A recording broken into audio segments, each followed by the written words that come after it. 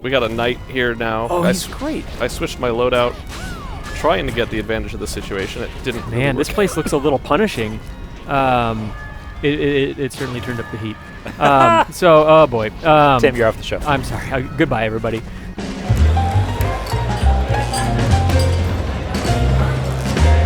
Hi, everybody. Welcome to another episode of PlayStation Underground. You got Tim and Justin here. Hey, hey. And we're joined by Tom Hewlett, who is a director at WayForward. We're checking out Bloodstained Ritual of the Night. Thanks, Tom, for joining us. Yeah, no problem. It's exciting. We're super excited to check out a new area here, a very liquid hot magma-esque stage here in Bloodstained. Oh, look at I love kind of like the intense parallax effect going on with the environment there. Yeah, this is really cool. So, yeah, Tom, can you talk us to a little bit about, like, this area and, maybe where it fits in with the wider game?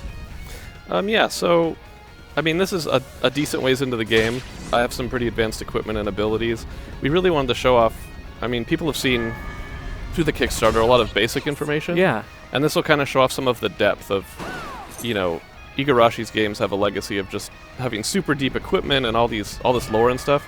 And this will just show off a little taste of how deep that goes. I love that. So we'll be able to check out some different gear and options here. And I even love, like, the familiar there, which is very, reminiscent of, like, Igavanias I've loved. And is it the Karabas, or how do you pronounce that? Yes, that's Okay. Karabas. Okay. She's a familiar, like you said. Cool. And and now do we have we got a knight here now. Oh, he's great. I switched my loadout, trying to get the advantage of the situation. It didn't. Man, this work. place looks a little punishing. It certainly turned up the heat. Oh boy. Tim, you're off the show. I'm sorry. Goodbye, everybody. So yeah, for the uninitiated, the sort of classic, like, Igavania style that we're referring to is, like, it's side-scrolling, action platformer where there's an emphasis on, usually, acquiring new abilities or items or what have you for the genre to explore new areas and unlock new areas, and the castles and environments generally, like, start folding back in on themselves. Yeah, Koji Igarashi, one of the forefathers of this genre, and he just, like, his work stands the test of time. And yeah. This is him kind of coming back and taking a new stab at this kind of game. A lot of folks are really excited about it. There was a successful Kickstarter a few years ago when this game initially got off the ground. Successful in part to you, Justin. In some Oh yeah, small. I dropped a lot of money. I'm a proud backer of Bloodstained, so I'm very excited for this to finally launch. Well, thank you. So Tom, we made it past a pretty perilous room there. That's a pretty rough intro to the area. So you got to be on your toes. And as you mentioned, it's a little bit later into the game, so I suppose that would make sense. Oh, that level up is actually That's perfect. awesome. Yeah, so there's a lot going on right there, Yeah. which is good. So people saw I switched a couple equipment loadouts, which you can do really quick. You can save them several different sets there. And then I got an ice blade because I figured we're in a fire area. That would stand to reason, yeah. And Does that make a difference? Yeah, it does. Oh, nice. And then I leveled up when I killed that hellhound. So a lot going on. I've been using some different spells. This is my ice build here. So are the spells similar? Do they feel like almost like a fighting game input, like where you have a sort of look at that. So- is it input based or? So the spells I'm doing here are button based. You can set your shards in the menu. There's several different types of shards, so you don't just have one at a time. Okay, so this is just tied to specific I buttons. can do a couple different abilities here. That's awesome. Oh, nice. The running slash I did there, Yeah, kill how do off you the do that? dragon. That's sort of an input command. You'll find books throughout the game. You can do the input commands without reading the book if you have the right weapon, but the books kind of tell you, like, hey, use this weapon, try this command. Okay. And so you can experiment, or you can find those as you explore. But they open up a lot of cool possibilities that I'll hopefully show off if I stop getting hit so much. That's great. So there's a lot of customizability. So just between, like, loadout, like you said, gear loadouts themselves, like being able to swap between a few different options. Oh, of course there are mimics. Oh, that's brilliant. Sorry, death traps. Yeah. And then again, I guess for the uninitiated, since we're kind of hopping in halfway through, so the game stars Miriam, right? And Yes. and she's afflicted with a curse that sort of, like, it turns some of her skin to crystal. And there's some other characters that have this curse is sort of like a thematic tie with elements of the game. Yeah, so Miriam is a shard binder, along with several other characters in the game. Actually, let me show you. That's right over here. Oh, cool. And so that means demons can be sort of melted down into these shards. Okay. As their essence. And so shard binders like Miriam can use those to gain abilities, but use every part of the animal. Doing so, and see, I uncovered a hidden room here. Oh, nice. Just by attacking that enemy, you kind of... so your wind-up with that attack also... It actually, it hit the wall behind me. Cool. But using shards, obviously something that powerful has some drawbacks. So that's the curse, like you mentioned. Shard binders normally die; their body deteriorates. So, you know, what ramifications will that have on Miriam? Yeah, players will have to find out. Oh, so that's very exciting. So, and then one thing we were seeing there, besides the secrets are infamous with these Igavania style games, and you stumbled across the one by slashing your sword here and there, and so. But that one we slipped through. Was that only accessible with the ability you're using, where you're kind of able to ricochet or like a ricochet teleport type thing? Yeah, so that's an advanced navigation mechanic. Okay. So, as you can see, there's different possibilities. That the one I just did was pretty simple. Just get through the little narrow corridor. Okay. But cool. I like that dive kick you can do there too. Even just to negate some some damage by touching an enemy, useful. Yep. Very nice. I like Miriam's outfit here. Is that all customizable? Is that stuff that you can swap in and out? She has a cool hat. You can see she's got sort of it's crucial. Pink duds instead of her normal blue. Sure. Very cool. But yeah, so there's different things you can find. You can customize her hair. Yeah, can we actually talk quickly through the UI there, like the sort of wheel that you were working with? Was that like a parry mechanic? Yeah, it's a parry attack. Nice. Oh, great. Okay. Sorry, you were saying? No, that was awesome. So there are some very timing-based abilities and high skill-based abilities like that parry. There's some arrows and stuff. Oh, awesome. So yeah, I was kind of curious about the UI there. So this wheel, is this allowing you to kind of sort of swap on the fly here? And yeah, so that's just an L2. Cool. And it brings up the wheel, and you can see you can buy some slots. We've bought 5 slots here, and you just click the one you saved, and you're good to go. Okay. Oh, awesome. So like different loadouts. Yeah, so that's great. You don't have to constantly go in and out of the menu. Smart. You can, there's nothing wrong with that.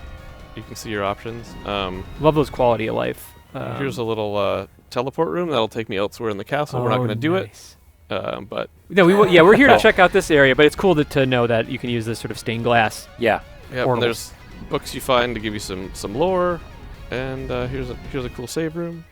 Oh, very cool. So there's something cool behind the door that we're not going to look at. So thank you, thank you for putting the portal so close to the save. By the way, that's always critical. So, yeah, really cool. So, are there any other sections within this lava area that are worth checking out, or should we?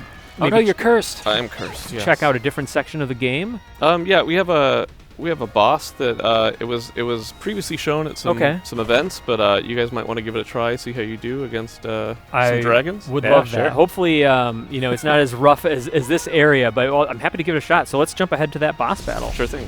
All right, so we're back and on our way to check out one of the boss battles in Bloodstained here. I love these save rooms. Like, such just like a unique vibe in here. I could hang out in here for a little while. I think. We took a moment to change into a more comfortable outfit. Yeah, looks nice pose. You got the purple flowers. It's nice in here. Yeah. Yeah, she's got an outfit for every occasion. Yeah, so different outfits. We got some lovely cool, gas mask, some earmuff headphone things, and cool. a gas mask, which is functional.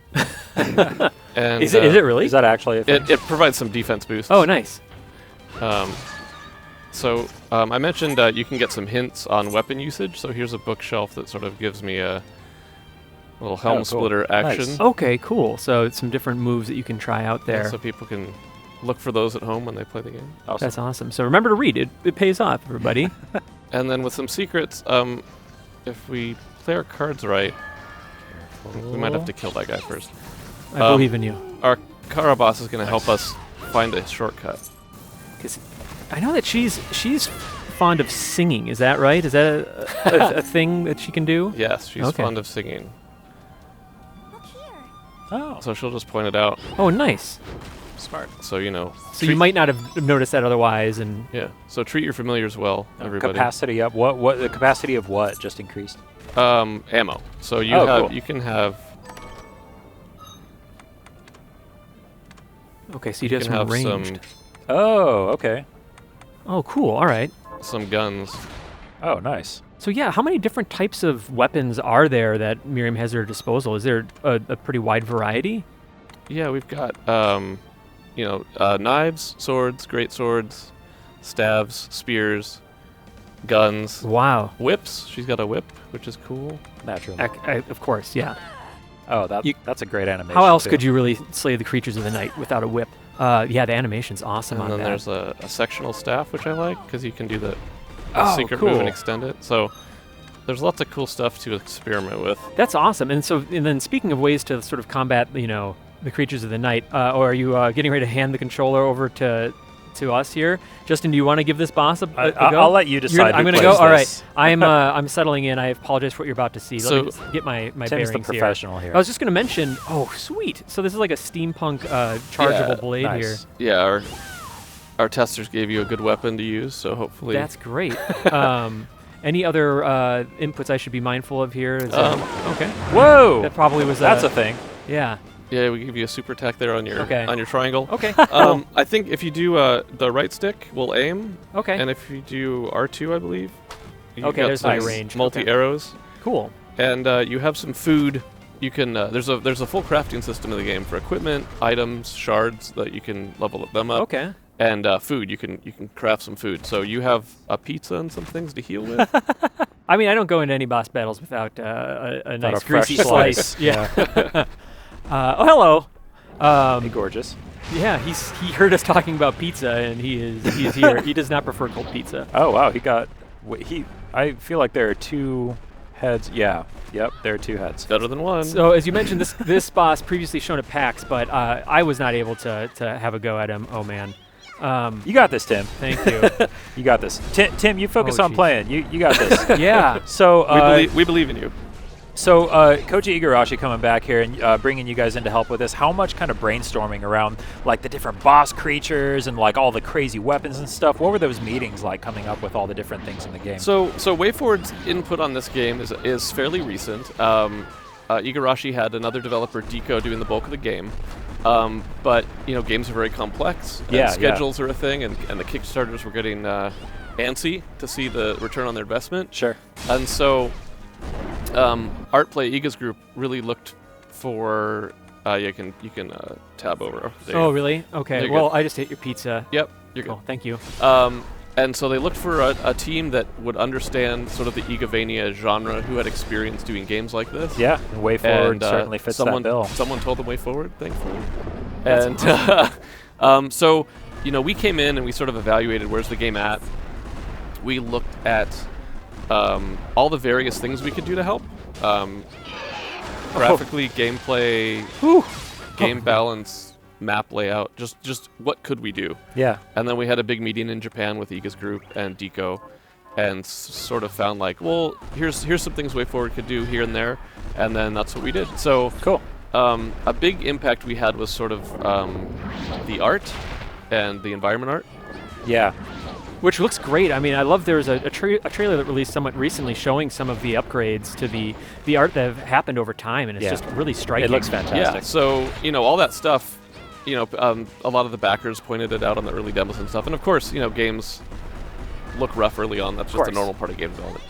But bringing WayForward on really helped them make sure it got the level of polish they wanted it to have in the limited time. So then Deco could focus on the gameplay. Cool. Artplay could focus on gameplay and all sorts of different stuff. And the art as well. Then WayForward could kind of hit the art and go like, let's make this shine. Let's make it really nice.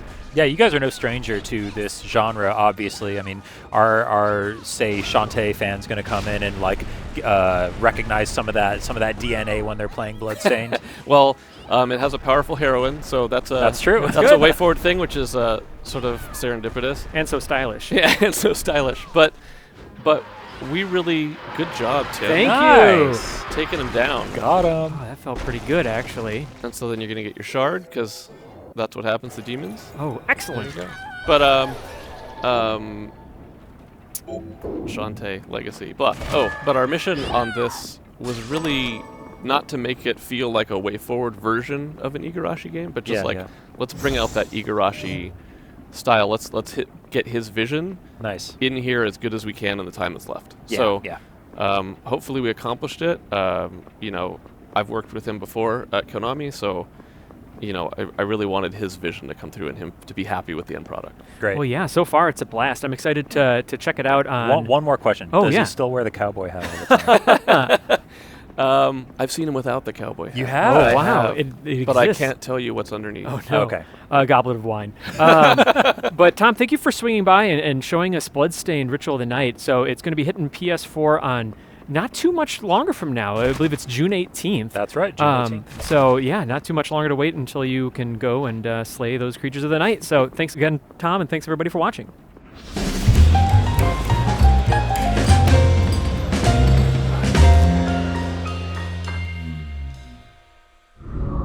PlayStation